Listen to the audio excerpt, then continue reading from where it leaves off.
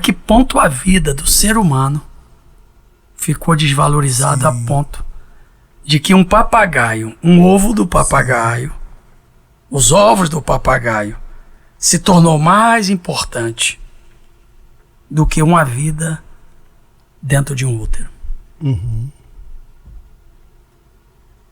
É para eu responder? Não adianta me olhar, não. Não é isso. Enquanto você fazia a pergunta, beba um pouquinho d'água, porque eu achei que eu senti enquanto que você fazia a pergunta, assim, né? Enquanto você fez eu pensei que você ainda ia complementar. Não, tem mais uma pesada. Sim. Mais uma pesada aí. Sim, mas só estou ensaiando. Eu entendo o seguinte, que eu trabalho com vidas, né? E eu me dediquei a isso, gosto disso, é isso que eu quero para minha vida. Até eu morrer eu quero trabalhar com vidas. E às vezes a pessoa pergunta assim, como é que pode? Como é que você dá conta de ouvir tantas questões diferentes uma das outras e você consegue dormir? Uma vez o meu sobrinho me perguntou, eu já estava no início do meu trabalho. Ele falou assim, tio, deixa eu te perguntar uma coisa. Olha só, você é pastor. Então chega lá no seu consultório uma pessoa de uma outra linha, totalmente diferente. A pessoa do tambor, disso e papá e tal. Como é que você dá conta disso? Falei, simples. Quem está na minha frente ali, independente de qual time ele é, de qual partido ele é, de qual origem sexual que seja, é um ser humano. É uma vida. Ali está uma vida. Independente de qualquer coisa. Eu não estou ali para discutir isso. Então, vida para mim, seja animal, seja vida humana, é vida. Não tem distinção, não tem mudança. Vida é vida. E tem uma teórica que vai dizer assim, enquanto a vida, tem jeito. Tem esperança. Tem esperança. Tem enquanto jeito, a vida tem esperança. Tem.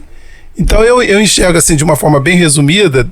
Pode ser que você queria que eu ampliasse mais. Não. Vida... Porque eu tô só esperando o senhor concluir, que eu tenho algo aqui muito pesado. Pois não. Pode concluir. Já concluí. Já vida, concluí. Quanto à vida, a esperança, há jeito. Vamos lá, uma menina... A vida é sempre bem-vinda. Uma menina de 15 anos passando na Praça Tiradentes, de repente parou num bar e foi tomar pediu lá um refrigerante e dali acordou dias depois.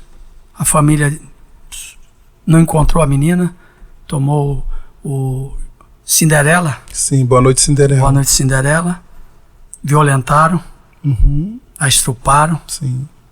E 15 dias depois, foi achado na Praça Tiradentes, totalmente atordoada. Levaram para casa, fizeram os exames, teste de HIV, e aí foi diagnosticado que ela estava grávida. E aí? Aborta ou não? Na minha opinião, não. A criança que está ali não tem culpa de nada. Ela não é culpada. Mas e a mãe? Mas a menina? É um consciente. A mãe, a mãe quer que seja feito dessa... Não. Os outros estão decidindo por ela. Ela não tem, nesse momento, capacidade para ela estar... Ela foi violentada... Quantos anos? 15 anos. Ela foi violentada. Sim. Ela não tem mais o controle das suas emoções, porque ela saiu de casa atrás de uma oportunidade, de ver um curso. Uma fatalidade. E aí aconteceu uma fatalidade dessa. E aí apareceu essa situação, a família doida. A família ficou doida pensando que... Inesperado, né? Onde foi parar e a busca para lá, busca para cá. 15 dias depois encontraram ela na Praça Tiradentes, mendigando, no meio lá dos moradores de lá. Totalmente irreconhecível, não sabia quem era, não sabia do nome, como se a mente tivesse apagado. Vai haver sempre um entendimento, pastor, de que se essa pessoa não tem condição de criar, a família não tem condição social, financeira. Vai haver uma linha de pensamento. Agora vem o pior. Mas vai haver uma linha de pensamento, um entendimento, né? E a gente sabe que há esse entendimento, que aí é melhor. É a gente liberar essa vida, esse ser, né? Essa linha de pensamento, esse ser, para não sofrer mais do que está. Existe a outra linha de pensamento que eu entendo é essa que eu aceito. é que preciso deixar essa vida vir. Vai ser uma benção. Quantos outros acontecimentos... Mesmo em prejuízo, aquela criança de 15 anos que não pediu? Mesmo em prejuízo. Foi uma fatalidade, infelizmente. E você está me dando um exemplo de 15 anos. Agora, eu tenho exemplo de 12. Eu ainda não terminei. Eu tenho exemplo de criança de 12. Terminei. Eu quero dizer que aí a família se reúne. Os tios. Para tomar a decisão. Para tomar a decisão. E ela está lá no canto da sala. Sim. Aí todo mundo, favoravelmente, tem que tirar essa criança. Nós não queremos, porque vai nascer, é filho de um delinquente, não sei o que vai ser essa criança. Aí levantou o patriarca da família, cristão, disse: não vai tirar. Eu não concordo, não aceito. O prejuízo, já estamos. Um erro não vai justificar o outro. Eu assumo essa criança, eu adoto essa criança. Eu sou o avô. Aí adotou e tal, aí a família apazigou, nasceu. A criança nasceu perfeita, com saúde, a família toda amou. Hoje esta moça tem 20 anos. Foi uma das alegrias da família. Se formou. Porque o ser humano foca na tragédia. Mas houve um olhar que viu um milagre. O milagre dos improváveis. Sim. E aí nós iniciamos quando o senhor disse assim... Tinha tudo para dar errado. Quando o senhor disse assim, e se houvesse o aborto? Você não estaria aqui, eu não estaria aqui. Sim. E eu confesso para o senhor que fiquei, depois sabendo que essa era a intenção. Eu deveria ter sido abortado, mas Papai do Céu não deixou. Então, nós que vivemos a palavra, nós não podemos, em nome de um pensamento politicamente correto, que o meu corpo, diz as feministas, minhas regras. Então, por que deitou? Por que consentiu? Por que queria prazer? Por que queria... Ah, não, mas... Então que tenha responsabilidade, que use preservativos, que use tudo que a ciência disponibilizou. Agora, no momento em que está grávida, brincou com a vida, acha que tem o direito.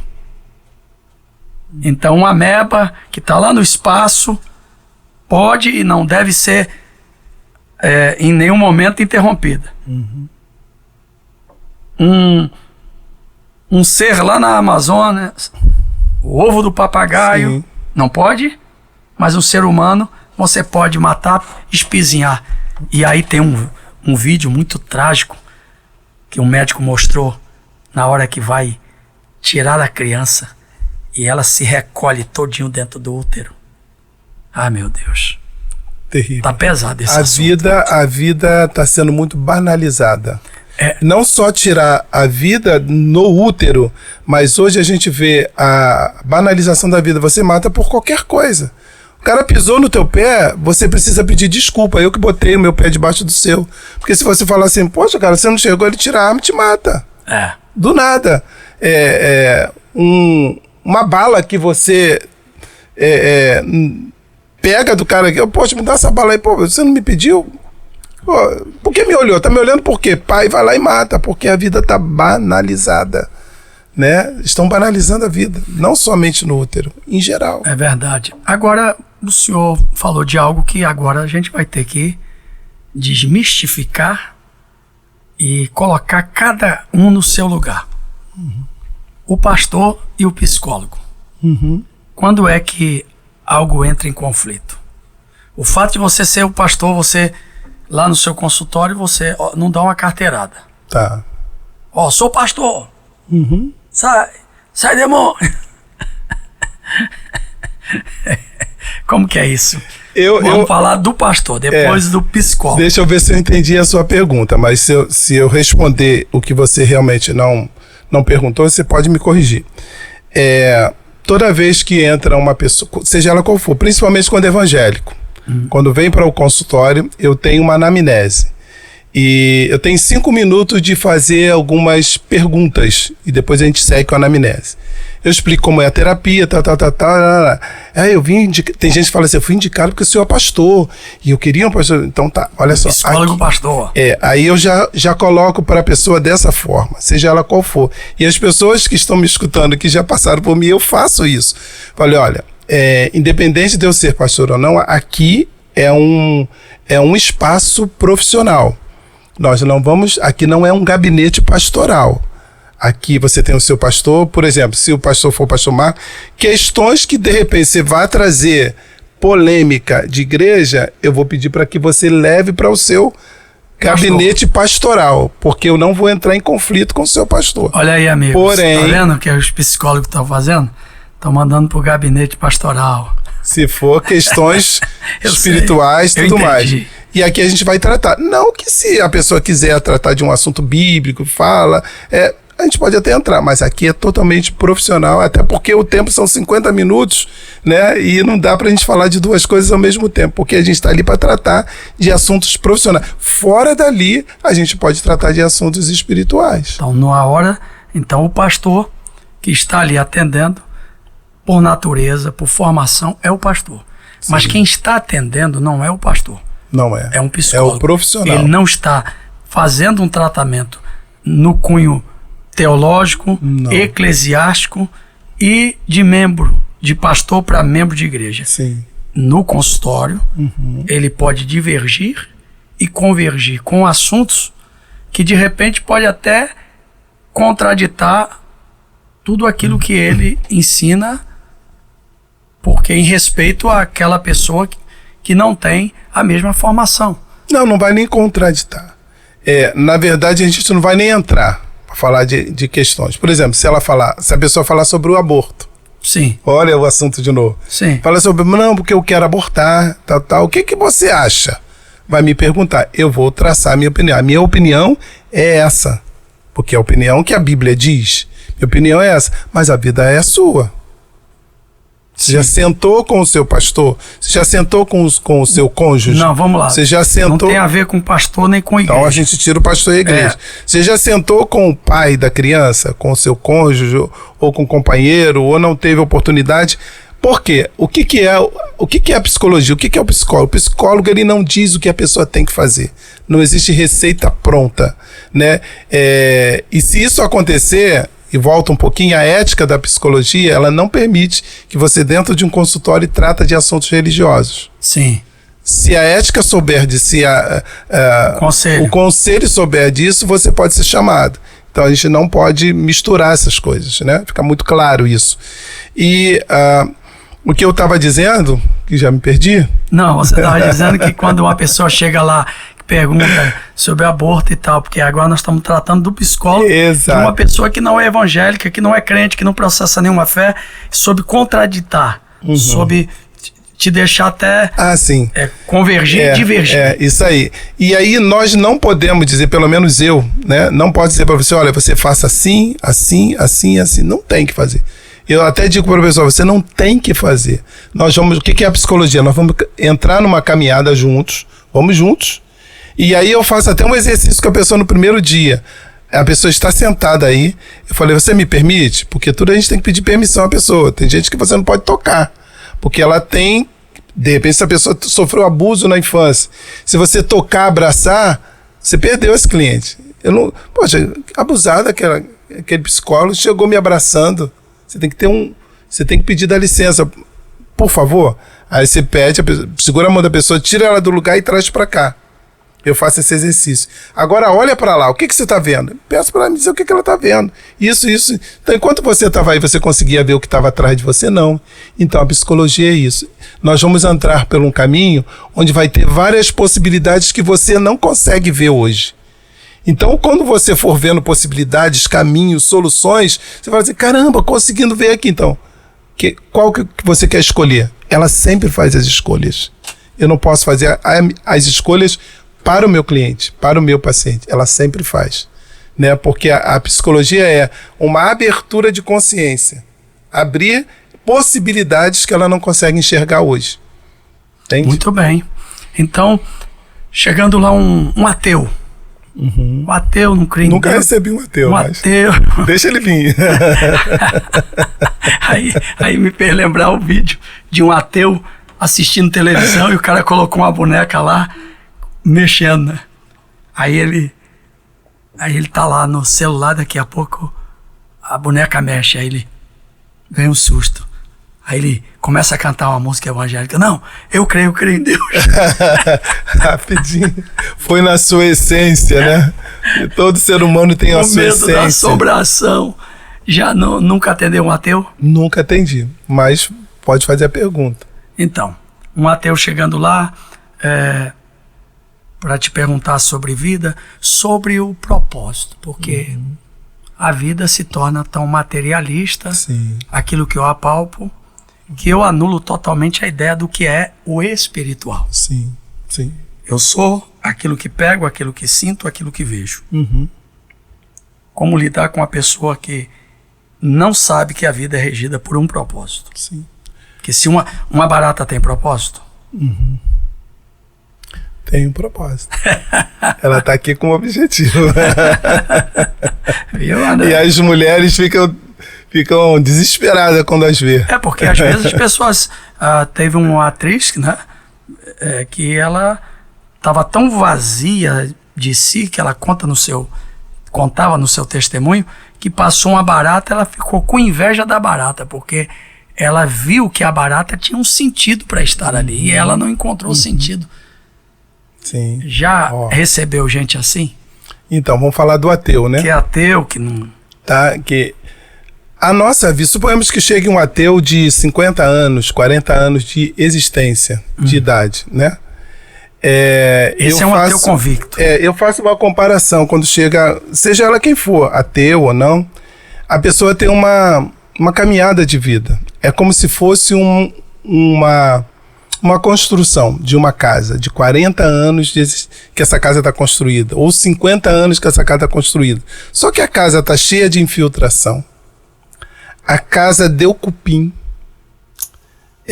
Suponhamos que ela seja de telhado, deu cupim. A casa está com comprometimento na eletricidade. Ou seja, não adianta reformar. A gente vai ter que desconstruir. A gente vai ter que quebrar algumas partes da casa. Desconstruir literalmente. Para depois a gente construir de novo. Botar tudo que faltar, encanamento e tudo mais. Jaime, o que você quer dizer com isso? Um cidadão, uma pessoa, seja ele ateu ou não, chega ali com 50 anos de idade, a gente vai ter que desconstruir muitas crenças. E saber se ele quer que isso aconteça. Porque para desconstruir dói. Leva tempo. Tem sofrimento. Tem muito choro. Tem muito pranto. Então tem gente que não quer passar por isso. Então a gente já fala, olha, a gente vai ter que mexer em algumas áreas. A gente tem que ir lá na primeira infância, tem que ir lá no ventre, e algumas vezes tem que ir na primeira... Não, sem regressão, que eu não trabalho com isso, né? No ventre, ou seja, como é que foi essa gestação, com quanto tempo você nasceu, quanto tempo você amamentou, começou a engatinhar com quanto tempo, falou com quantos anos, entrou na escola, como é que foi essa entrar na escola, repetiu quantas vezes. Então vem vindo, primeira infância, segunda infância, terceira infância, adolescência e uma série de coisas. Quais foram as doenças que teve na infância, se o pai de repente era drogado, a mãe era drogada, como é que foi tudo isso? Então a gente vai trazendo para saber o que está acontecendo aos 50 anos. Essas infiltrações, esses choques que está dando hoje em dia, isso pode ter sido lá de trás. Essa analogia e essa comparação que você fez foi brilhante, porque me lembrou de Jesus falando sobre Mateus capítulo 7, 24, do homem Nécio, os dois construtores que construíram uma casa, um sobre a areia e outro sobre a rocha. Mas você adentrou por um assunto que é a infiltração, cupim. E a pergunta que não quer calar é: uma pessoa com 50 anos tem como rebobinar, desaprender, reaprender? Tem. E aprender de novo? Tem. Porque são 3 processos: desaprender, aprendeu a vida toda errado, sim, aí desaprender, reaprender, aprender e reaprender. Sim. Ela aprendeu, desaprendeu e reaprendeu. É aquela pessoa que fala assim, olha, minha bisavó me ensinou assim, a minha avó me ensinou assim, a minha mãe, isso entrou na veia, essa crença, a gente chama de crença, no TCC, na abordagem TCC, a gente vai chamar de crença, né? E como é que vai desconstruir isso?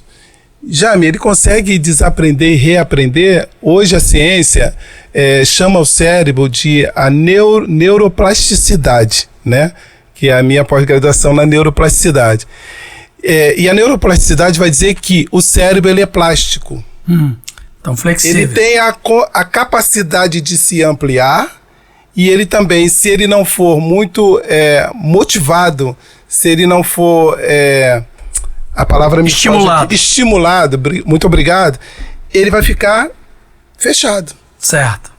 Ele não vai sair daquele mundinho dele. Isso. Mas se ele é estimulado, e a terapia vai fazer isso, vai estimular, a terapia vai cutucar, a terapia vai buscar, a terapia vai botar... Porque o ser humano é um ser em movimento. Nós somos um ser em movimento. Você não consegue fique parado durante 2 horas sem mexer no celular. Pode até piscar, você vai começar a se coçar. Estou coçando aqui. As costas nunca coçou, mas hoje vai coçar, a perna vai coçar. Nós somos um ser em movimento. A gente não consegue ficar parado, né? Então, o cérebro, ele é assim, ele é plástico. Ele tem a capacidade de ampliar e receber novas informações. E aí a gente teria que falar de memória, que leva um tempo aqui. São vários tipos de memória que a gente tem em pessoas que têm problemas nessa memória, e eu faço o teste e avaliação de memória. Memória retrógrada. A retrógrada, anterógrada, né? Tá sabendo, né? Então, tem a memória... Por isso que o profeta Jeremias diz: quero trazer à memória aquilo que me pode dar esperança. E esse cérebro tem. Então, respondendo a sua pergunta, há essa capacidade. A gente trabalha muito com pessoas com AVC, que tiveram AVC, trabalha muito para motivar, né, reanimar esse cérebro, a aprendizagem. Aí a gente tem vários exercícios, palavras cruzadas que você tem que fazer, uma série de outras coisas, porque o seu cérebro ficou comprometido de alguma forma. Tem a capacidade dele ser reativado? Tem. De receber novas memórias? Tem. Vamos ver se esse canal, porque existe um canal que você recebe uma informação, e aí eu teria que explicar cientificamente, mas a gente deixa para uma próxima. Aí esse canal vai até a memória e armazena. Que é a memória existencial. Não é bem o nome existencial, é a memória de trabalho, é como se fosse a memória RAM, para ficar mais fácil. Por que eu estou falando dessa? Porque o Augusto Cury, no seu livro, ele fala de 3 tipos de memória. Fala. RAM, a memória RAM, memória existencial e memória MOOC. Na verdade, não são termos científicos. É um termo mais coloquial do dia a dia para a pessoa poder mais simples. Entender melhor. Não Obrigado, é um termo doutor. científico. E aí essa memória fica armazenada se não tiver problema na memória RAM, né, se não tiver problema de armazenar. E aí quando a gente evoca, que a gente chama de evocar, ela volta e ela traz, não, o que você falou há 2 horas atrás foi isso, isso, isso e isso. Mas se a pessoa tiver um problema de armazenamento, um comprometimento no armazenamento, um comprometimento no canal que leva a informação até o armazenamento, aí a gente tem que avaliar. Entendi. Mas quando você falava do mundo da pessoa que se fecha, me fez lembrar do pescador que recebia lá os turistas e passeava numa lagoa, e ele aproveitava e pegava a sua vara de pescar e pegava peixe grande. Os peixes grandes ele jogava. O turista olhou aquilo. Os peixes pequenos, ele tinha lá uma corda de medir, um barbante. E aí o turista perguntou: eu não entendo, por que você devolve ao mar aqueles peixes grandes? É porque a minha caçarola, ou a minha frigideira, é desse tamanho, então não adianta levar o peixe grande. Ah, meu Deus. Ele aprendeu a vida toda. Sim. Que o mundo, ou que só cabia dentro daquele espaço que já estava culturalmente formatado. Sim. Então tem gente assim, que a vida toda foi assim. Exatamente. Esse cara é dos 50 anos, a vida toda é assim. Ele vai aprender algo novo, mas precisa primeiro desconstruir para construir novamente. E eu escutei de um pregador e eu concordei com ele quando ele disse: depois dos 40 não adianta ensinar mais. Que é isso? Eu, olhando aquela pregação, eu falei: rapaz, esse cara falou uma grande verdade, uma ciência. Depois dos 40 anos, não adianta ensinar mais. E ele usou a expressão: vira burro velho. De repente a formatação dele estava para isso, né? Aí ele começou a falar, e quando ele acabou de pregar e eu concordei com a ideia, aí um dia eu voltei para pregar e fui pregar sobre Abraão. Quando eu estou pregando sobre Abraão, capítulo 18, versículo 11, Abraão e Sara avançados de idade, eram idosos e avançados de idade, e cessou o prazer. Sim. Quando eu estou começando a pregar sobre Abraão, Deus disse: o meu maior projeto da humanidade comecei com um velhinho de 75 anos. Então o meu poder não tem limite. Sim. Então eu entendi que Deus é capaz de ressignificar e dar sentido.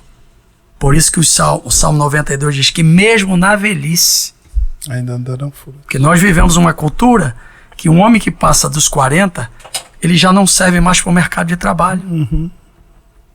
E hoje nós temos um outro fator que é preocupante, que a qualidade de vida, aparentemente, melhorou.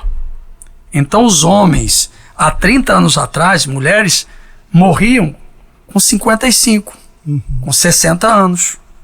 Com 60 anos, ele já era um idoso arrastando os pés, todo, como que se fala? Já muito cansado, né?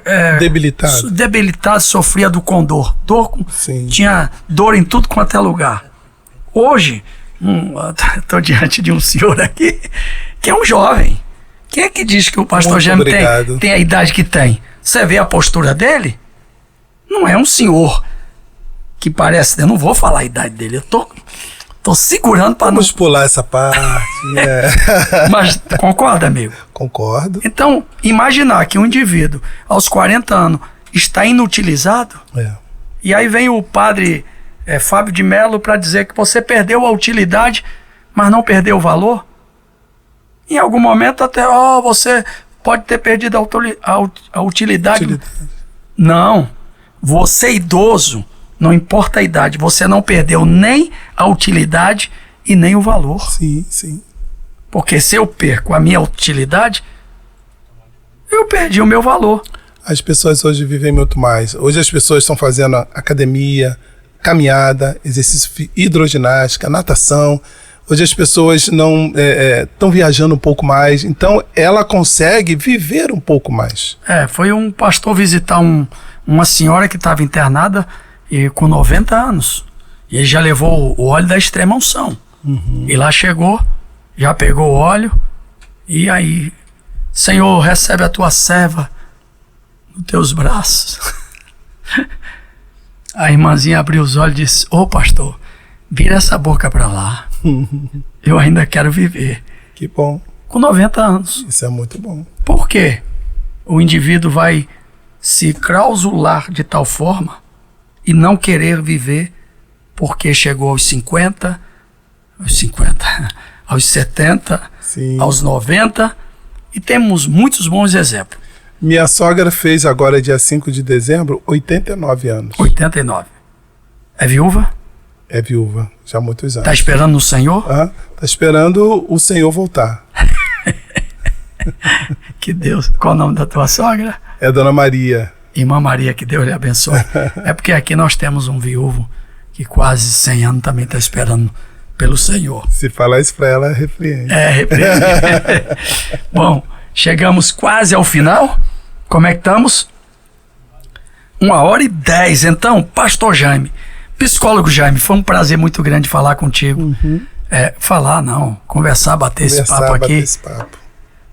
Você hoje tem consultório aonde? Atende aonde? Além de atender aqui na Além igreja? de atender aqui no social, eu atendo no Shopping Del Castilho, né, no Nova América, atendo na Barra da Tijuca e atendo aqui na Conde de Bonfim. Na Conde de Bonfim.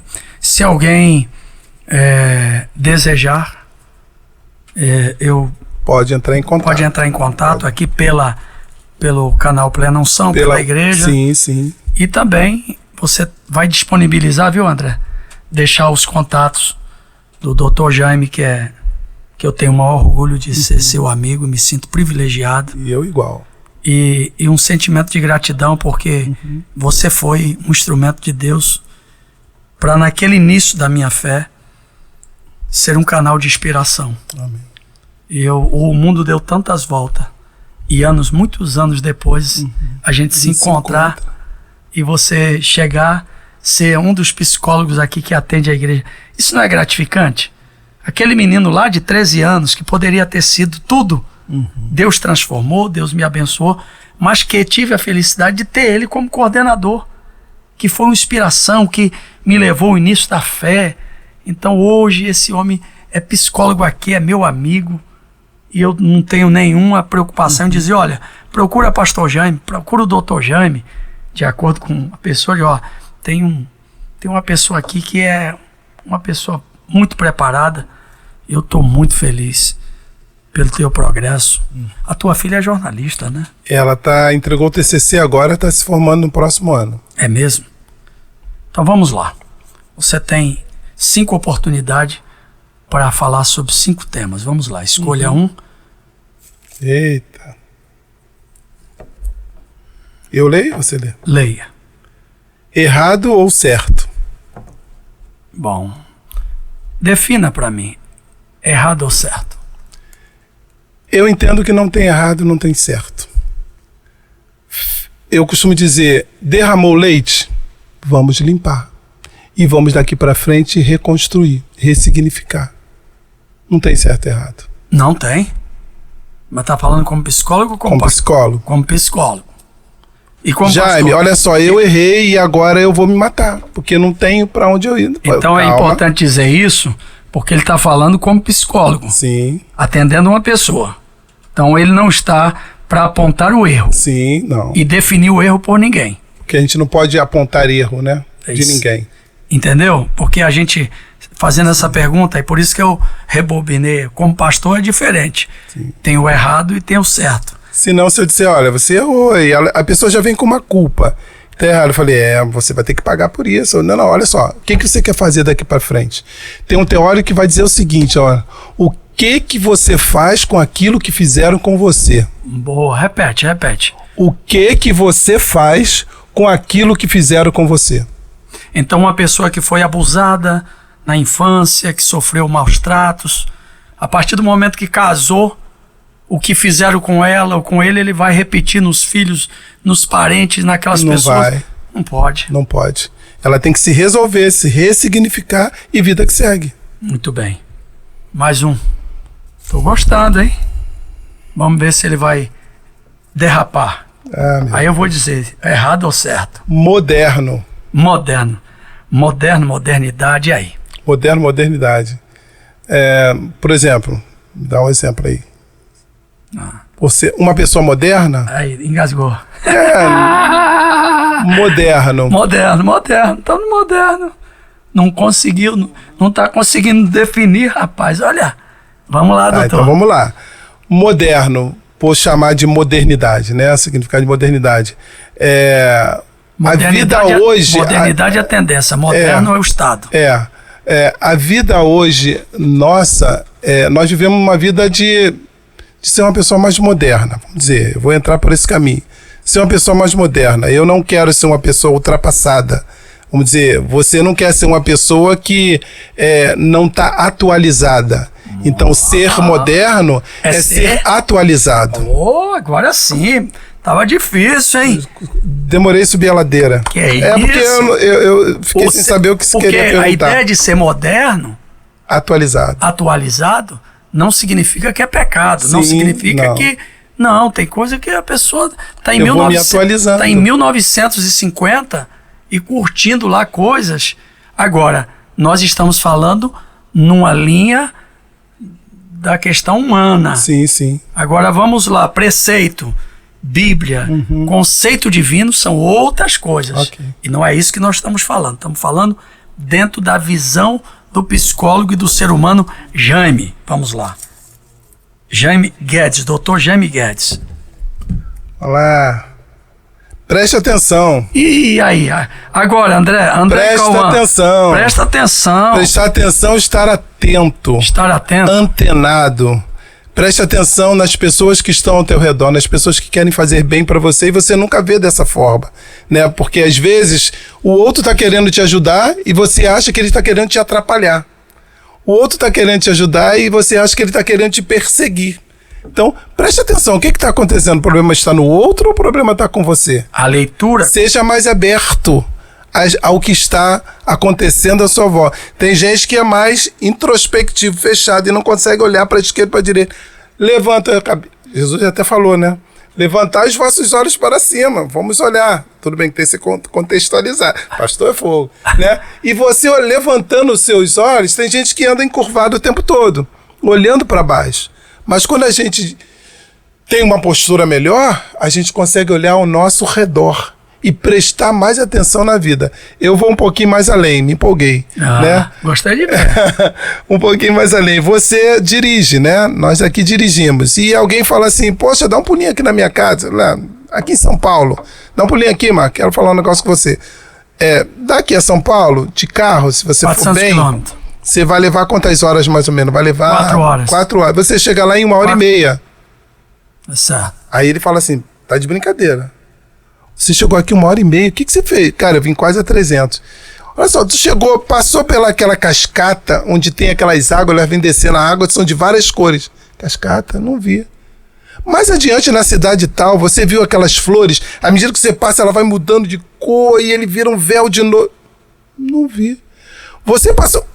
Você não viu nada, porque a sua vida foi muito corrida. Você chegou em 1h30. Se você fosse menos tempo, com menos aceleração, você ia baixar, caraca, deixa eu passar aqui, tirar um selfie. Deixa eu curtir aqui. Poxa, eu bebi uma água dessa fonte. Tem gente que está passando pela vida, mas a vida não está passando por ele. E não presta atenção nas coisas. Não presta. E valoriza o que não tem e valoriza o que está faltando. Exatamente. Não dá conta do que tem. Sim. É igual. Mas quer valorizar aquilo que ainda não tem. Não tem, ou aquilo que se foi. Então o camarada tem uma família, tem tudo na vida, mas tá olhando. Exato. Que não tem. Bom, gostei de ver. Valorizar o dia das coisas pequenas. Presta atenção. Agora vamos lá. Tá faltando mais 2, mais 1, mais...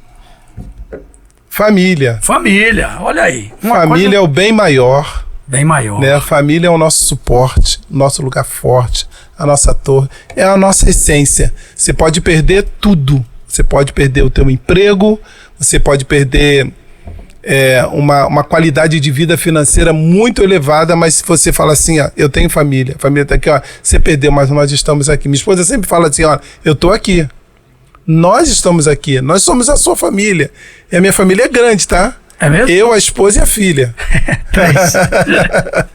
Mas somos família. Independente do tamanho da sua família, é importante que ela seja forte. A igreja começa em casa. A igreja começa na família. Família forte e igreja forte. Glória a Deus. O último, que o Andrezinho já tá ali fazendo sinal, não tô entendendo nada. Um nome. Jesus. Agora não é mais o psicólogo, agora é o pastor Jaime. 2, em 3 ele falou na linguagem de psicólogo, em 2 ele falou na linguagem de pastor. Jesus. Família e Jesus. Fonte Jesus o que representa? Fonte de milagre, fonte de vida. De poder. Aberturas de caminhos que estão travados e fechados. É ele, fonte de poder, de avivamento, enxuga as lágrimas, que bota a gente para cima. Jesus. Que maravilha. Temos aqui o livro em que o pastor, o psicólogo e Dr. Jaime Guedes fez parte com outros autores, O Novo Normal, não é isso? Exato. O Novo Normal.